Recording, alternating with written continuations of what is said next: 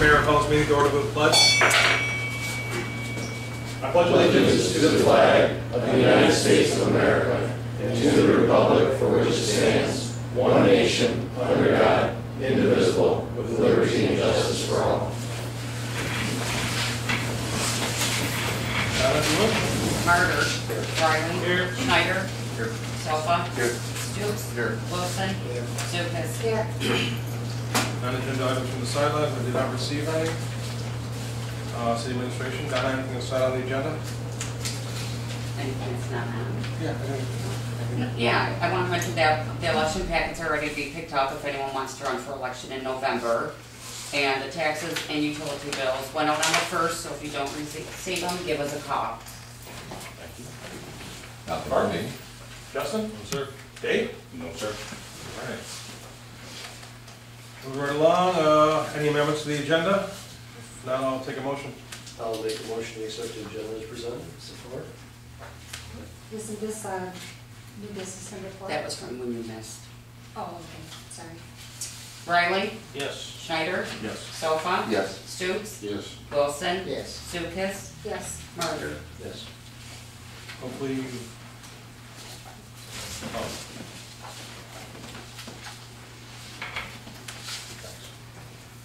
hopefully you'll have a chance to look over the meeting minutes from the 18th. Was there any questions or corrections? Take a motion. I'll make a motion to accept the minutes as presented from June 8th, 2019. Support. Schneider. Yes. Sofa. Yes. Stoops. Yes. Wilson. Yes. Zupas. Yes. Martyr. Yes. Riley. Yes. Presentation and approval of the June disbursements report of $108,605.18 and electronic wire transfers of $9,202.11. Any questions? I'll make a motion to approve the disbursements and wire transfers for said amounts. Support. Sofa. Yes. Stoops. Yes. Wilson. Yes. Zupas. Yes. Martyr. Yes. Riley.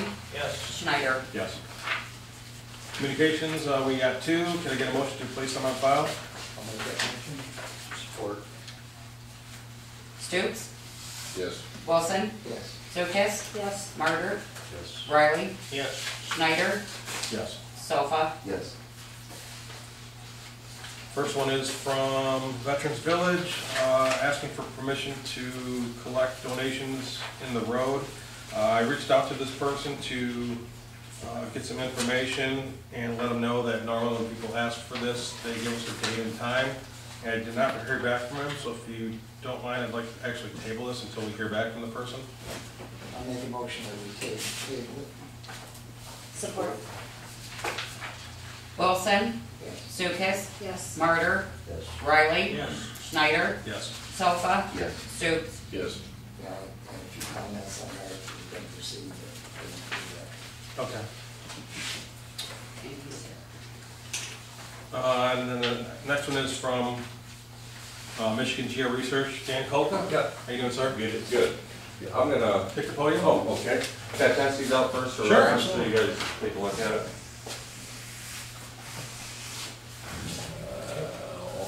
Who's not gonna get one? You gotta share.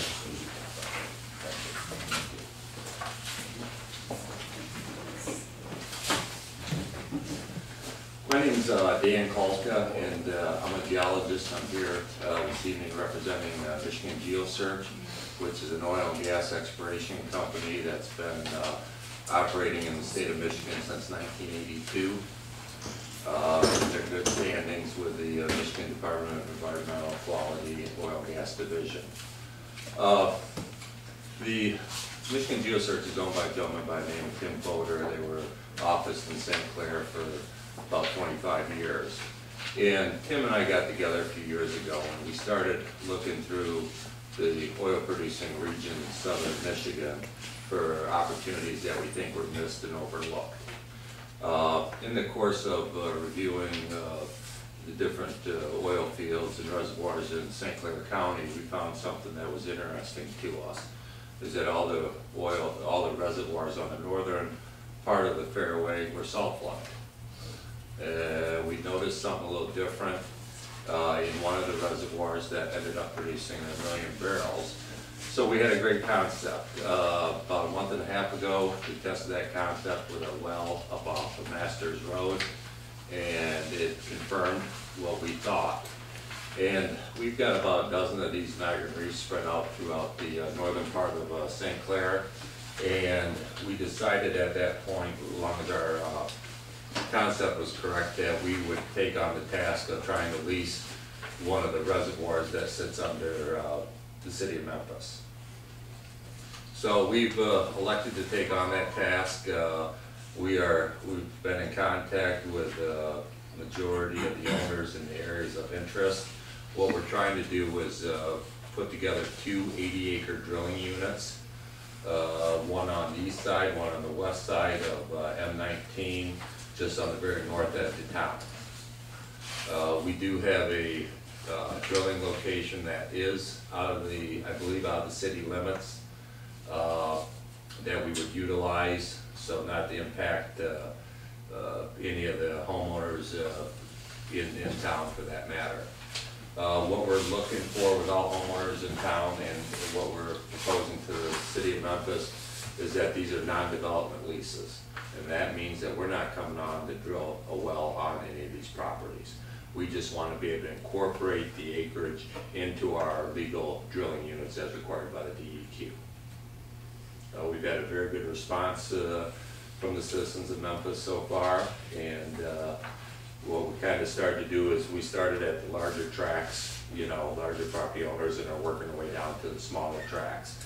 The city of Memphis has some key tracts, mainly I'm going to call them retention ponds in the park areas on the east side of M19. And what we're proposing with everybody is a 2-year lease with a 1-year option. And if we can get it all put together, then we'll move forward with what we're looking at. Dan, you said you're not actually drilling the wells in these properties? We will not drill wells on these properties, yeah, no. I know that and you also have one on Bell River Road. Is that you want to lease on that as well? We would want to lease on that as well. well? Yeah, that's, I think, 1.5 acres down there is what you're. It's a DPW. That's a DPW, Department, so it's okay. right next to my property. Oh, does it? Yeah. Yeah, it'd be a non-development lease Yeah. for sure. Anything at this point in town is going to be a non-development lease, except one. So what's that mean? That means that there's no activity on those properties whatsoever. We're doing that elsewhere, but it would draw from there underneath, is that what you're saying? Yeah, what our intent is drill these wells is to come in and drill horizontal. Okay. Through the base of the reservoir, where typically what we try to do is drill on top of the reservoir, the thickest part, with a vertical well. Mm-hmm. In this particular case, what we want to do is drill from the kind of the center of the reservoir and drill out towards the flanks. Yeah. Where would the center of the reservoir be? At this point, until we get a little bit further along with our leasing, we feel that the center of the reservoir is just on the northern edge of town. But we don't want to be on the center, we want to be on the flanks. And this reservoir could be as big, could come down as far as, I want to say Broadbent, but that's not it, Boardman Road. It could come that far south. And when would you be doing this? From a time standpoint, the initial primary term is 2 years, and which isn't a whole lot of time, but we feel we could get some things accomplished. We've been in contact with some of the other companies that have done some work in this area, and we're trying to pick up some of their seismic data to give us a little bit better evaluation of it, exactly how these reservoirs are laying out on the, below the surface. That was my question, is how far do you think these reservoirs are down? The reservoirs are down about 3,700 feet. So And- how is the individual reimbursed then? Is it from just where you did the well, or is it where you draw from? No, we put together legal 80-acre drilling units as required by the Michigan DEQ. Mm-hmm. And every landowner within that 80 acres shares in the royalty proportionate to their acreage contribution to the 80. So if you had 10%, then you'd have, 10 acres in that 80, then you'd have roughly 12.5% of the royalty would go to you. If you had 40 acres, then obviously 50%. Where are the drilling units gonna be Like I said, they're on both sides of M19. They're on the north side. You know, one is going to be most likely, now it's going to come into just south of the river, where Collinger's elevator is. It's going to be put entail part of that property there, but the well will be again drilled up on Tom's property, and he's going to be stand-up 80s, so there'll be 240 stacked on each top. The 80 on the west side of the road is going to be shifted down a little bit, just because of where we've got some well control up to the northern part of these reefs, and so we feel that it's got a northeast, southwest orientation. So we'd be drilling through the aquifer? We would be drilling through the aquifer, absolutely. And the Michigan Department of Environmental Quality has some of the strictest water protection programs in the country. We set a pipe at roughly 80 feet, which is in the direct area, to protect that. And then we set another string of pipe that will go down to about 800 feet, which gets us below the aquifer. And that's all drilled with fresh water, so there's no contaminants. And we cement that pipe all the way to the surface, so there's no way for our fluids to escape. Now, we also run a third string of pipe inside that will go down to about 1,400 feet. And that pipe, again, is cemented to the surface. So we have basically 3 layers of protection from the aquifers. And I've been in the oil and gas business for 40 years. So that'll be permanent, right? That's permanent, absolutely. And I've been in the oil and gas business 40 years, and I personally have not seen anybody's water well get contaminated due to oil and gas drilling. Because you are awful close to our water source. Sure, sure.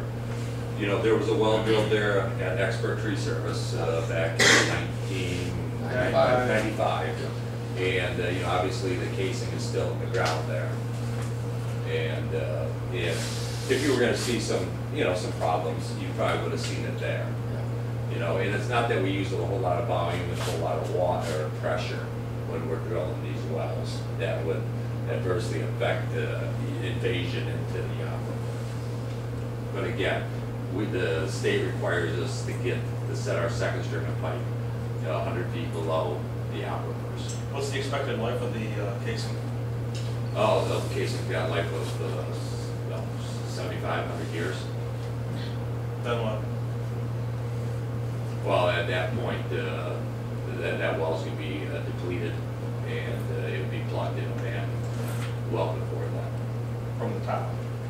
Yeah, the state requires us to go in. If we got our production string at the bottom, the state requires us to set a cast iron plug, and then we set cement on top of that, and that's right above the producing zone.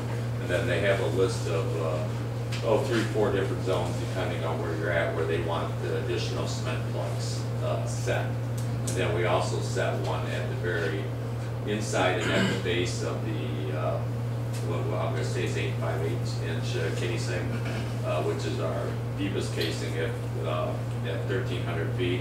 We set a plug inside there too. So, how much land does this all add up to? Is this? You know, I couldn't tell you. I was hoping somebody, I don't know for sure, because everything's based off of lots. This is probably 20, right? Yeah. You know, I'm guessing somewhere in the 30 range. Yeah, I would estimate around 30, closer to 40. Yeah, and that's something like I said, on the plats that I have, I can't tell. 30 acres is what he's got here. 30. Considering mine, I'm saying it's probably pretty close to 39 to 40 acres.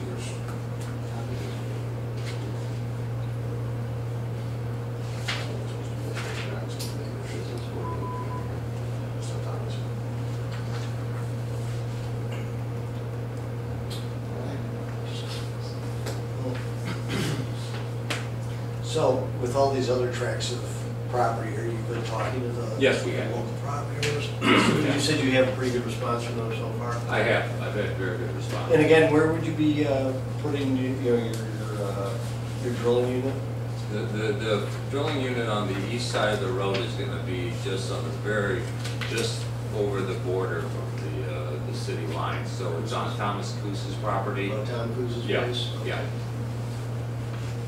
And then, like I said, I do have expert trees location lease as an alternative. I am working on a lease with Paul Stewart on this property there at the on the west side of M19, north of John Johnston's property.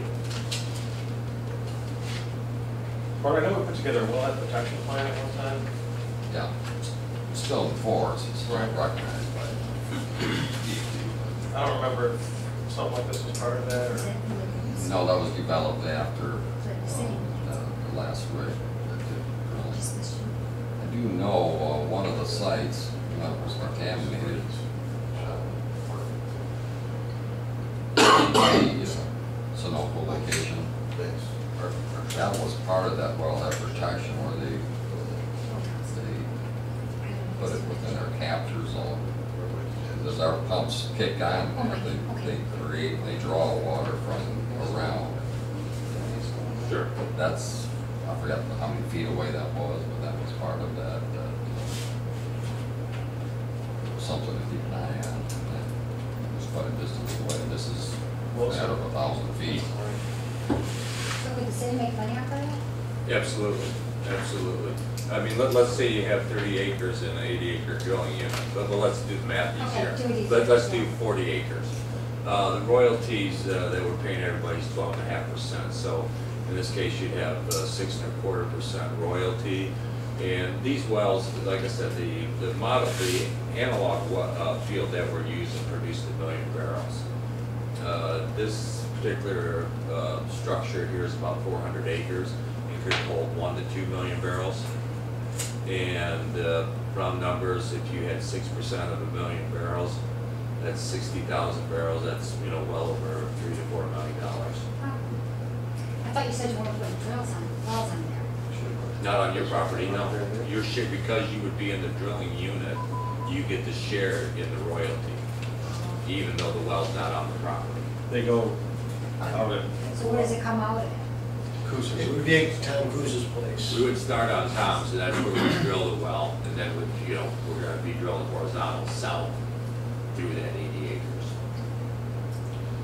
Due to the stability of the land right there, when you pull out 1 million barrels of whatever's underneath, it's some type of, These reefs, we call them Niagara reefs, these are coral reefs, just like you'd find down in the Caribbean, except in this case, they're 400 feet tall, and they've been under immense compaction and decaying, and that's what created your hydrocarbons.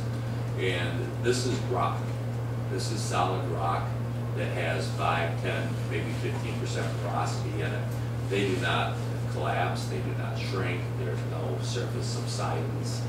And again, we're about 3/4 of a mile below the surface. So when you pull the oil out, what goes in its place? Nothing. Nothing? In most cases, sometimes water can, depending on the reservoir in the area. Different areas, the same type of reservoir will produce slightly different.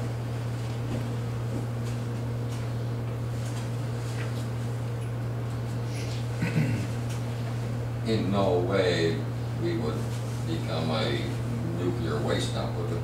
No, absolutely not, absolutely not. Well, we drilled on Masters, we drilled with what we call a closed system.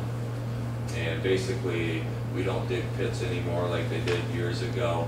We keep everything contained. We've got steel tanks for all our water cuttings to go into, and then from there they go into a centrifuge, and we dry them out and suck, pull as much water as we can out of them. And we stick them in half rounds and haul it out to a landfill. So you start pulling the oil off, how do you get it out of here? Trucking. It would be trucked. Yeah, it would be trucked. So we're gonna add that much more traffic to our roads. I mean, from a truck standpoint, these wells, we have a maximum allowable that we can produce that's dictated by the state of Michigan. And down here, it's 200 barrels a day. And typically for a well that that we expect in this region, you know, we're gonna have probably 4 days of storage on location. Well, excuse me, I should say 400, so probably 8 days of storage. So from a truck traffic standpoint, you know, max would see would be like maybe 1 truck a day. Do they allow just a clay capture, I might be using the wrong term, around your oil field, if you will, where you're drilling, such as the berm? What we do is we always strip off the topsoil and dike it, and then level off everything. They don't require you to put any liner? We do put liners under the rigs. We put the visqueen liners under all of our rigs for, you know, any leakage of hydraulic fluid or whatever. Yeah, and that's mandated by the state. Right.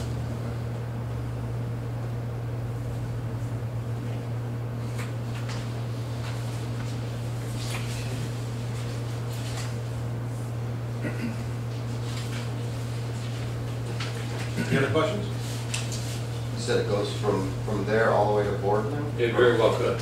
It very well could. I mean, we're accumulating data, you know, I mean, our kind of our process is, when we look at a prospect, we you know, look at the data that's available, and if we think there's some interest, the next thing we do is we go out and talk to the property owners, because the best ideas I have is I can't get the property worthless. So then we go out and make overtures about leasing to the landowners. And if we get good responses, then we'll go out and invest in more data. And and that's the position we're in. I mean, until we know that we're gonna be able to move forward, you know, we're not gonna go out and spend, you know, $30,000, $40,000, $50,000 in acquiring some data that we would like to see. Well, and that was my question too, is it's like, exactly how far are you looking around from, say, your drill site going south into the city?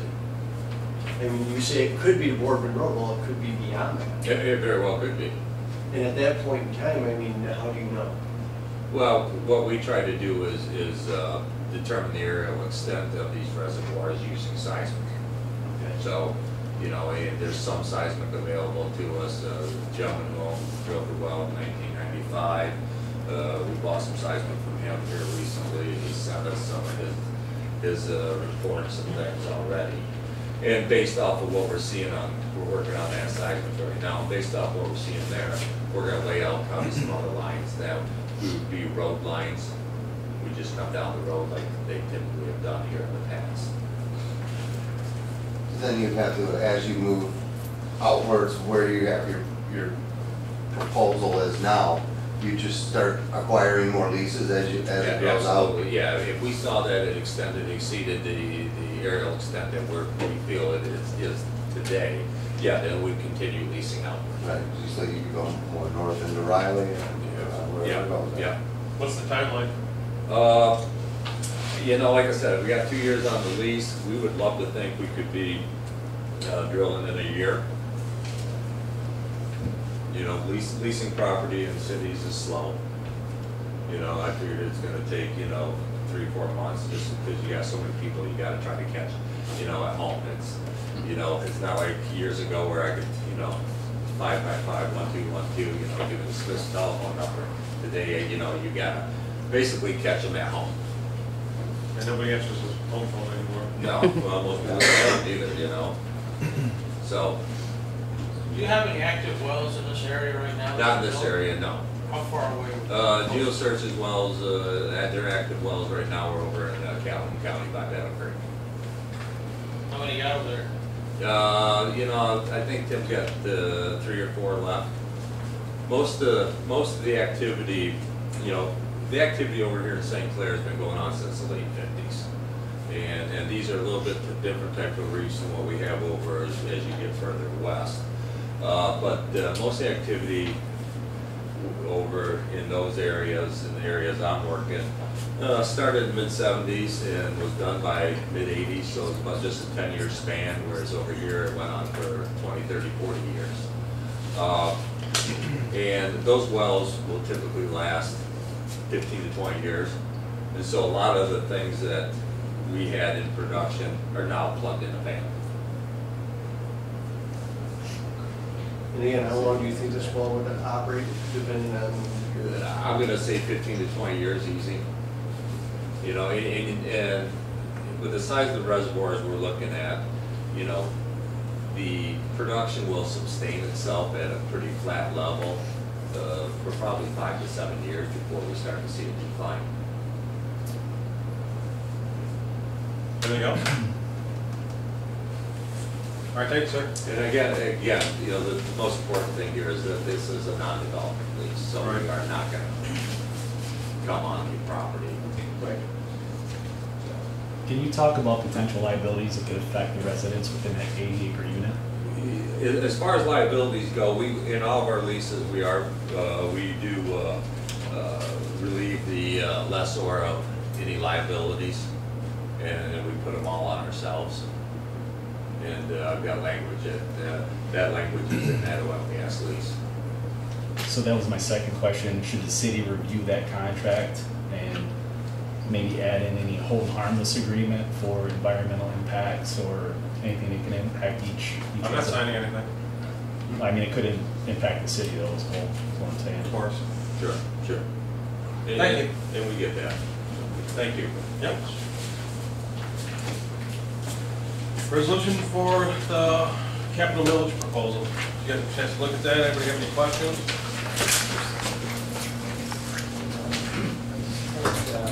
How you been? Good, are you? I just had one.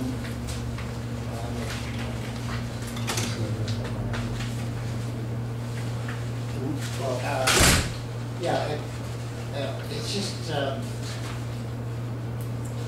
think the way this is written is good because it's capital improvement. If we don't use it completely over there, then we use it in other areas. So that's a good thing. And I think it implies what's going to happen to the existing building, but it don't really state specifically that it's going to be actually demolished. But it does imply it because it says new, so I guess that would satisfy the requirements. I think the word's gonna be out before the election. Yeah. Is that what you're concerned about? Yeah, I would think. Okay, yeah. So that was only my, when I read this over, I read the also the resolution here as well, and it states that the time is for new. So I think by saying new implies that they'll be a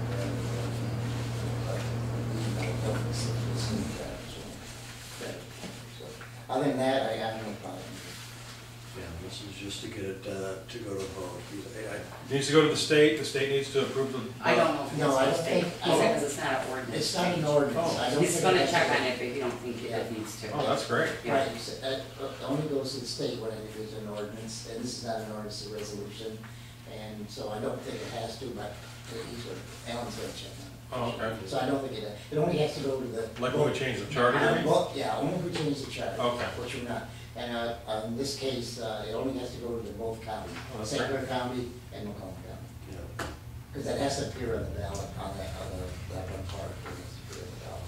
Yeah, in my opinion, I mean, it's one of those, looking over this at 1.25 mils, I think you're gonna have a tough time getting by the people. Well- That's pretty stiff. The mayor and I discussed that, it very well could be, but if it does, if we can go back next year and do a different one, just on renovation or something like that. So we'll see what the electorate does. It's less than the road village. Well, I know, that's what I'm thinking, that's what The more people use the see that roads. much going to the roads. Yeah, I love the library, but more people use the roads than the library. Or the So- community center. It is what it is. I mean, It will be used for both, the library and the community center, mostly for the community center. Library does need some deficit tuning up over there. Should I read the ballot language, you think, Tom, or doesn't matter? They can come in and read it when they're ballots, when we get them. Any other questions or comments? I will take a motion.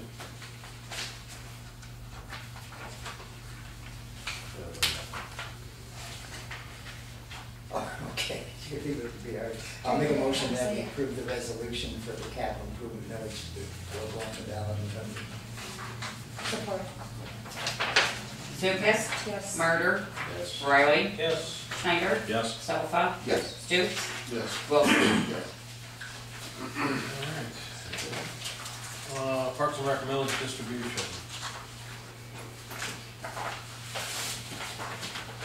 So we've been involved in this program now for 25 years apparently.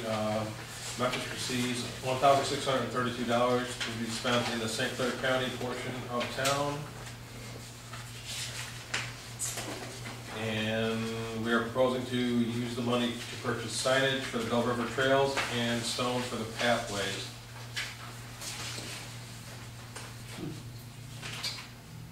Any questions? Good usage, good for it. I'll make a motion to approve the 2019 Parks and Before you make that Wait. motion, I just need some clarification. You mentioned stone for the pathways. That's what it says. It actually was gravel for the park itself, Oh, for the parking lot. I wouldn't waste money on the pathways for stone. okay.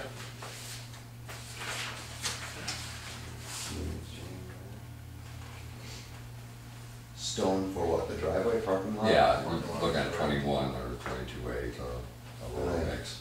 On the edge over there is pretty deep, now that you put that crushed concrete in there, it's pushing it out. I just happen to know where I get some, so, but that's the idea.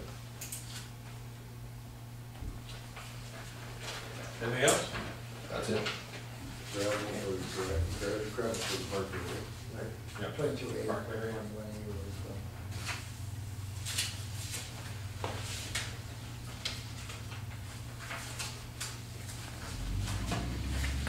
Okay, now you go. Okay, well, I'll make a motion to approve the millage distribution, the amended millage distribution for the 2019 year.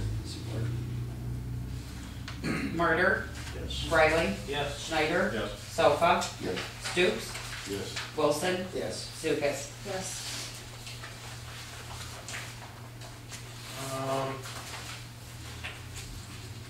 Fire department payroll hours. Chief? Yeah, so the fire department and the fire committee met regarding this document that was written back last year. And we'd like to amend it and take out, basically, just like it says, should take out that wording in the red, but not to exceed the 1456 hours in a fiscal year. What that does is kind of limited us as to total number of hours worked as a group. We have stayed within our budget as far as the salary portion goes. I think we had a few $1,000s left over this year.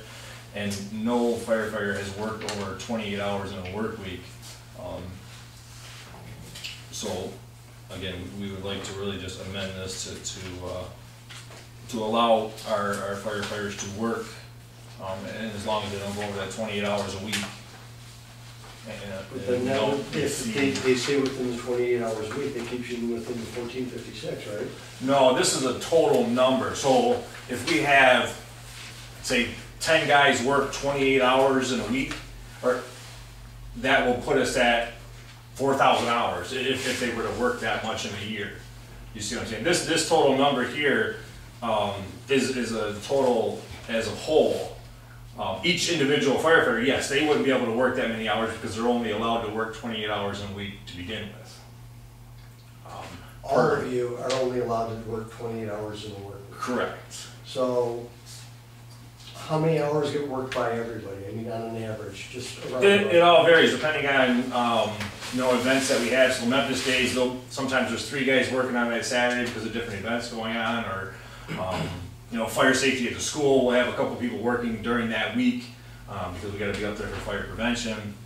This number here, it limits us as a whole, that the fire departments can only work that many hours as a whole. Doesn't it help you keep you within your budget restraints a little bit more though? No, we've always been within budget with our, we went over this a little bit this year. We've always stayed within budget.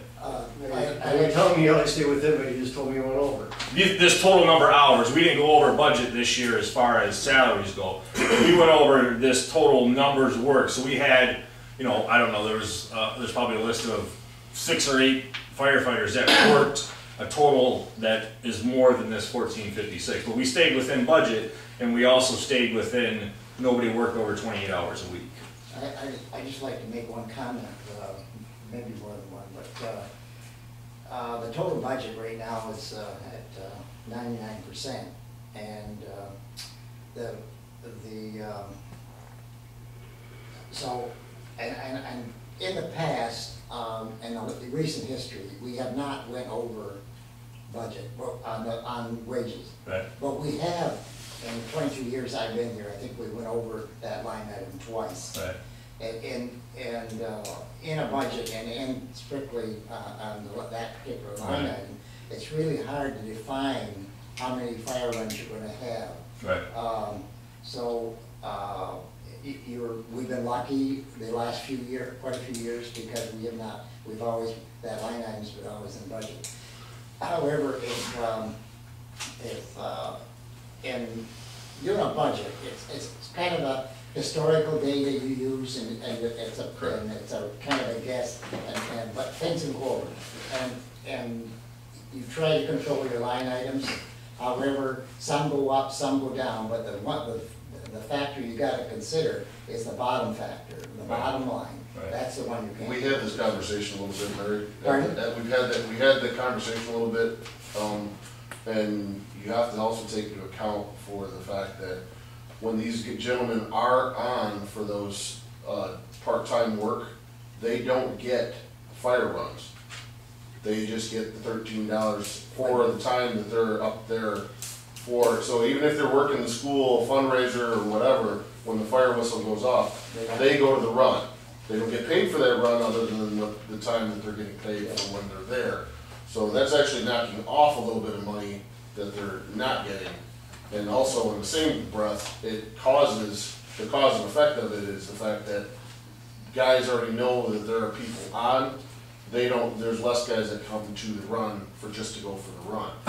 So which also starts to cut back on money spent on firemen coming up there for runs.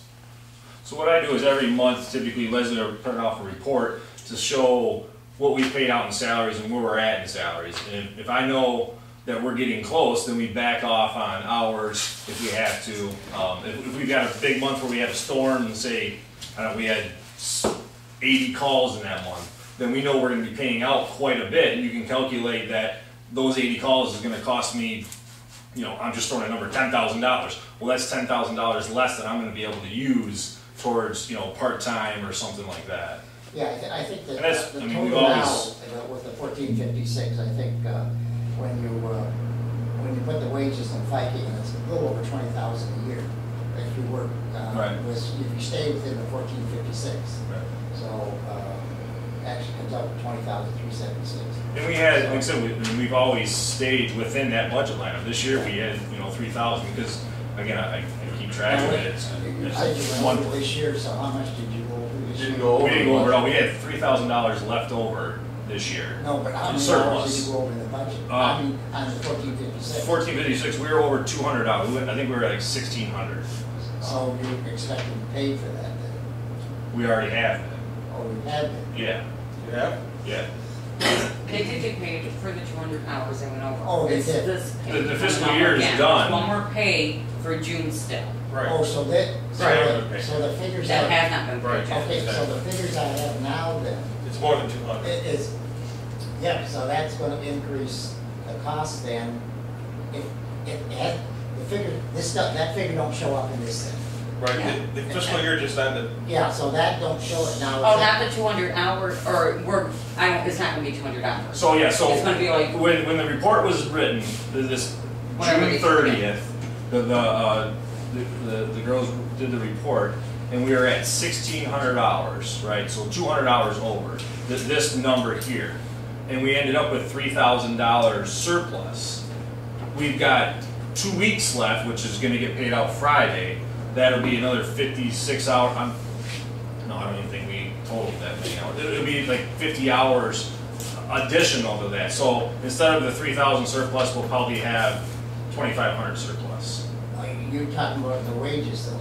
Correct. Now, The wages, or you're talking at the budgets as a whole? The budget as a whole, correct. Budget as a whole, not, the wages you're already over. No, we're not. No, they're not. We're not over, maybe. We have never gone over the wages. No, they're not over the wages. but- We haven't gone over in the wages. There's something I don't understand here. Now, this figure here, this here, is that going to be the final figure for the fire department with No. the exception of This last utilities? pay, no, Oh, this is going in there.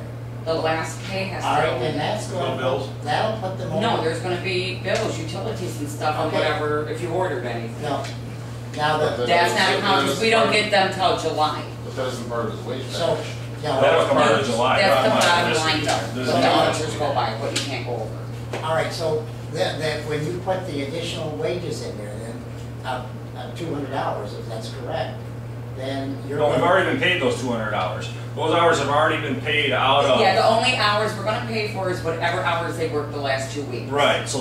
When, Like, which he is, usually what did I gets what? put, 30 hours or 40 when, hours? when I, 50, when I made out, the 60, signed the last usually check, every If I weeks. usually, yeah, I don't we And I didn't don't know realize if we anything were 200 hours over at that time. That's- So that 200 hours has That's already in been here. paid. That's already been, that's out. Right now, we owe them 50 hours or so, but we have not paid all the bills yet for the fire department. All right, because that's. No, I mean, actually, the thing that concerns me is when I look at this, there's 20 line items here, 10 of them are over.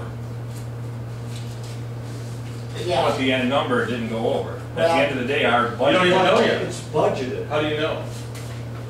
Because You it's still right there, have we your still two, have. No. you still have your 2 weeks that's gonna be post-dated back, that is not included, and then you Right. have all your utilities that will be And post-dated anything back. purchased. For just whether- 2 Any weeks. gas or anything that you've purchased in the last 2 weeks? Just for 2 weeks, right. No, but I mean, like utilities and that will be for all of June. Your We month won't of get it till July, Right. utilities July. haven't Right. been paid. well, I thought there was another 200 hours. No, it's already been paid Because for. if that was the case, you would be over the budget by. A lot. Well, you'd be over. Well, you're 250 hours over what you said you were gonna work. This number, yeah, but not over money wise, not over budget. Well, you know, when this first came up, this was a concern, was the fact that it was going to cause the total budget of the fire department to go up, and we were told that it wasn't. Now, your budget's actually gone up the past 3 years, right? You asked for an increase every year Correct. the past 3 years. So it has gone up. For other things, like this year, we increased it to do Well, the physicals. question wasn't, are you going over because of your wages? The question is, are you gonna go over? That's what the question And we was. haven't gone over budget. But we keep increasing the budget. Right. Yeah. But To we- do other things. I mean, Now 3 years you're- ago, we were under like 25,000, and that all went in the equipment replacement. Right, but we've never gone over a total budget. I know, but you asked for an increase when we told the townships, you see the position that I was put in. I was the one that had to answer the question, does this mean that our contract is gonna go up? You told me no. I told them no. That's why I'm concerned And they've about it. been very When I pleased with had, the hold on. When you add up the first 6 line items of your budget and average it, it's 105%. So salaries, administration, social security, fringe benefits, operating supplies, you're already at 105%. That, you know, and we actually increased your budget this year already, right? We did. So This next somehow, one. I mean, Not- somehow we not the went current from, one, this no, next no, this year. I mean, your original budget was only 156,000. No, we've never increased, we've never increased our budget halfway through the year. No, amendments. I'm We've sure amended some your of budget. that is Yeah, because great. I we know. took stuff out of, I understand. we have never took money or had to go Yeah. back to the city or back to the townships and have to increase our budget through the year. We have never done that Since you've been chief. since I've been chief. Right. In 5 years. And I can't imagine that we have in the past either. I can't imagine us going back to the No, we townships. haven't. Now, what we have, we. We had, Not- We had not- not call under- volume, right, not under increase, your- right, exactly. We have, and what, and of course, Like, the yeah. contract, we should go out and spread the cost over. Right. But we don't do that. Right. Because when there's a surplus. Because we it haven't goes had into to. equipment replacement, and so what we've done, if we went over, and we went over a few times, not, Right. not the Yeah. two, don't get around there, but, so then what we do then is that we take it out of the equipment place to balance it. So we just plus and minus something, and it's happened in the past 2 or 3 times. Right. I've been on here 22 years, and I think 2 or 3 times it did. Right. Not, not. Yeah, we had some call volumes that were the nice storm Because and there's things like some that. things you can't. Right. I have a question. I wasn't here when this was all passed, but I was under the assumption that these part-time hours were for work around the fire hall, on the equipment, cleaning equipment, maintaining and stuff like that. I didn't know it was for going out and doing things other than that. I don't know. So maybe. So yeah, it's anything like, for instance, the school asked us to come to do fire prevention for a week at the school. It's a nationwide thing. We've been doing it for 25 years probably. Out of those 25 years, how many years were people paid to do it? Up recently, because we don't. 15 years ago, we had 30 people on our roster that the hardware would close down, or Marty would leave the bus garage and go do that. Now I don't have that. How much do other communities pay firefighters to go do those same things in their? It all varies. Do they pay them? Oh yeah, There's several departments that do so within the area. And just in this. It's not a voluntary thing. The bi-weekly pay, the hourly, not the So do a fire good department deed. run. Correct. Right. Yeah, so it was put into place just to do the duties that are during the day that we don't have people around to do so anymore. We have like a duty roster or something like that, you have so many fighters, and basically when they can be available, do they fill the slots pretty well So evenly? what we do is, if there's an event coming Is it up, evenly dispersed through the firefighters? if there's an event coming out, I send an email, or officers send an email out, hey, this Saturday, the Little League has a tournament, it's coming in, there's gonna be, 12 baseball teams from all different areas, they've asked us to help out on medical, and is anybody available? And typically the first two people, if we only need one, then those people, yeah, I'll do it, then they work a shift for that day. Out of the 1,600 hours that was used, Right. how evenly is that dispersed throughout your firefighters? I think there was a total of probably 8 guys that actually are able to do it. A lot of people work during the day, they're not able to pick up those shifts. Is there any way to find that out? Oh yeah. The only problem I have with this, Justin, is that now with a limit on there, you watch it. And- Correct. And as I said, fire runs are very hard to determine. It's an educated guess, and you never know. Correct. And if we eliminate a control, the council eliminates that control, then you could start at the fiscal year when it starts in July. You might increase that wage a certain amount. Well, when you get to the end of the year, it's too late. You can't adjust that. Right. It's already And done. that's So what I do as a fire that's- chief. I've got to assume that I can't have, starting July, I can't have 10 guys work 28 hours in a week, and then come December we have no money to pay anybody. I mean, that's something I've got to keep track of. That's what I do. From a council standpoint, that puts a control on it. You have to watch it. You do the same thing with the police department, though. The police department, you give the police chief, hey, here's $50,000 in salary. Make sure you don't go over that 50,000. Well, that's a And little different because they can control that. You can't control the I runs. can control it too. No, you can't control the I can't runs. control the runs, but I can control how many times people work. Yeah, So if we you do that. increase the runs, then people can't work the part-time shifts, and events don't get But what done. if you an example, what if we increased it, or, well, if we take it off, Right. it's wide open. Right. But even if you increase it a couple hundred, well, we didn't put any controls on it. Right. You might start utilizing that and spend, instead of 28 hours, you might go up to 35 or 40 or whatever, if you need it. But then your runs start going up, and you're near the year end, and your runs are way up here, you can't take that back. You know, That's why I've got to keep a very close eye, and I think I have. So you end up having to have guys come in and take care of equipment, say if it's after a run or general maintenance or something like that, and you've used it up on runs, and you've used it up on the hours prior to that, without this construction, it just, to me, it makes you still more focused on the numbers. So how many hours do you think it should be? I would like to leave it open if we have low runs, then we can pay guys to work hourly to do other things. If we have high runs and we can't pay them hourly. Well, I'd love it if we could figure out a way to keep it lower and actually lower the budget one year. You know what I mean? That'd be nice. One of the concerns that I have too is a lot of the times in the spring is when you get the storms. Right. So you're already 80% into your budget, and then all of a sudden I know one year we had a ton of runs We did. in May and April, I believe it was. And And that's the year we went over, for sure, Yeah, and that I that's when remember. that's when they used to do it by percentages and your runs. Well, we went way up, you weren't, I don't even know. We still have them. Last spring, we had a month where we had 60 calls in one. Yeah, well, this shot it way up, so the average for quite a few years was higher Right. than Right. what it regularly was, because one year we got really, Right. really a lot of calls. I think it was May or something, we had a big storm and it just shot it way up. Right.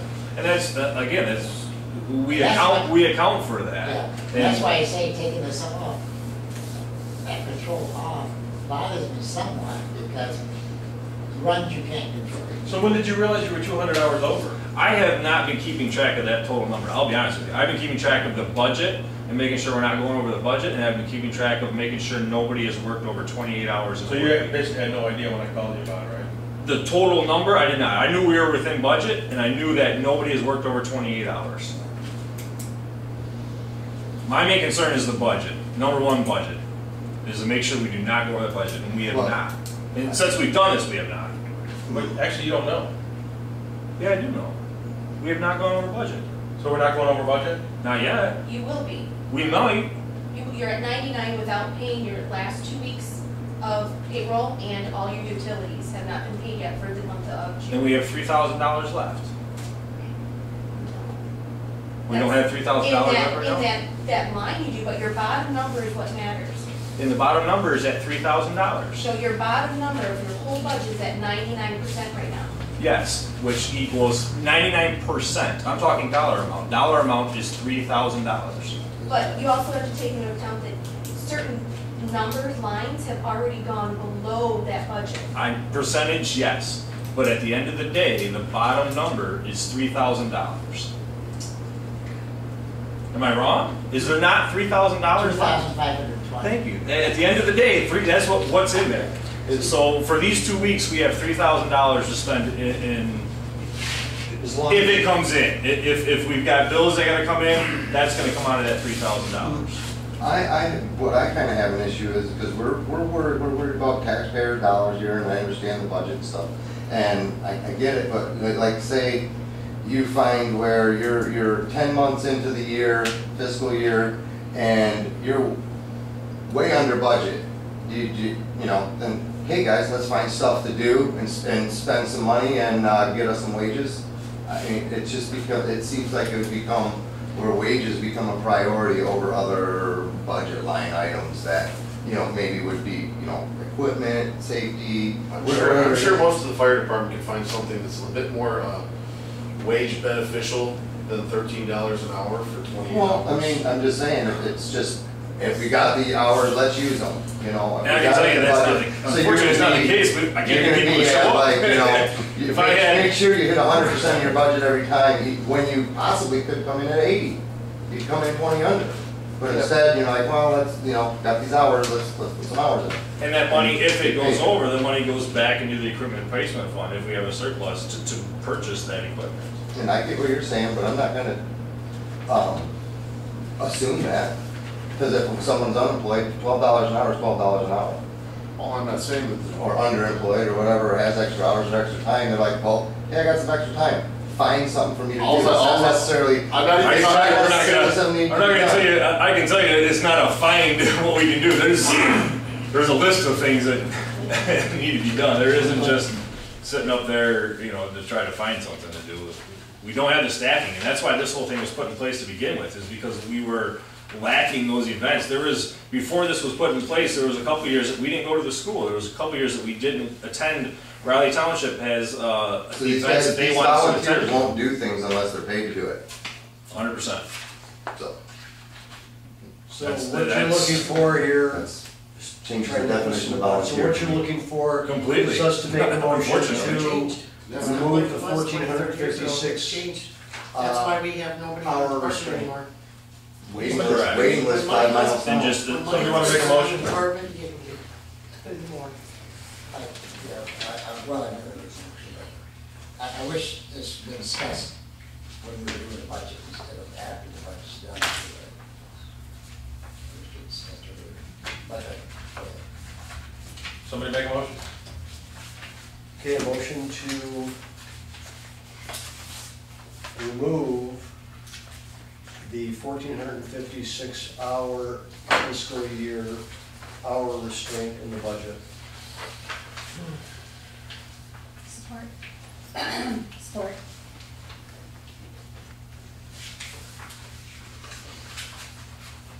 Riley, Yes. Schneider, No. Sofa, No.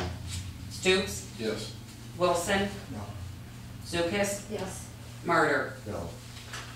Can I get a motion to at least pay the balance that we owe? Because right now I don't feel comfortable signing any more checks because we're already over this number. So I you're think it's- legally going to withhold paychecks from people that have already worked? That's what I'm asking for right now. So I'm not sure Could I you get a can withhold motion? paychecks from people that have already worked. I'll make a motion to pay the bills, Pay the overage, right? pay the overage on the budget. Support. On the hours.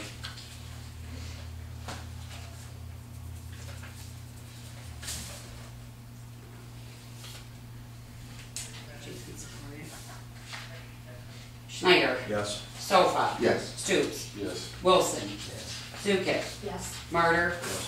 Riley. Yes.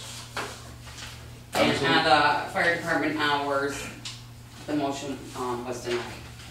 So this document stays then, and we just gotta make sure we stay at 1456, or does the fire committee need to re-meet? I mean, No. the fire committee recommended this change. It's just a recommendation. That was a recommendation to city council voted it down.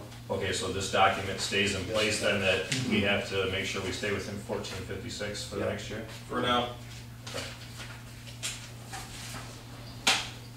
Okay, so we have from MML there asking us to confirm the work of the nominating committee and put forth these three members for their 4-year terms. This is what we normally do every year.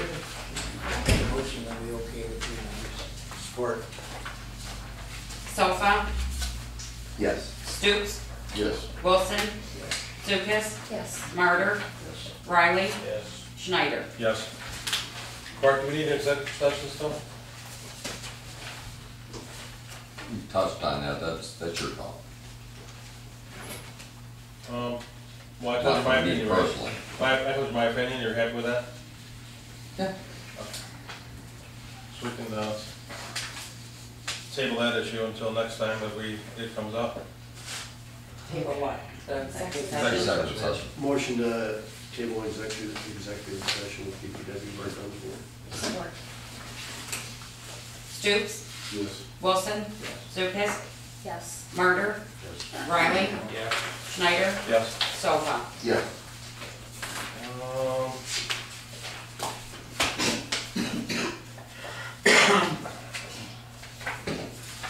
From the mayor. I just want to remind people to please be careful driving up and down M19 in something that's not a car.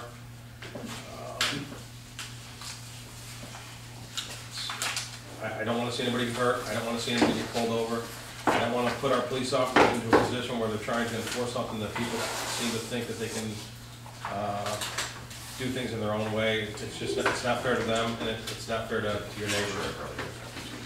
That's all I have, Kurt. Is this on those 4 things or something? Yeah, anything, right?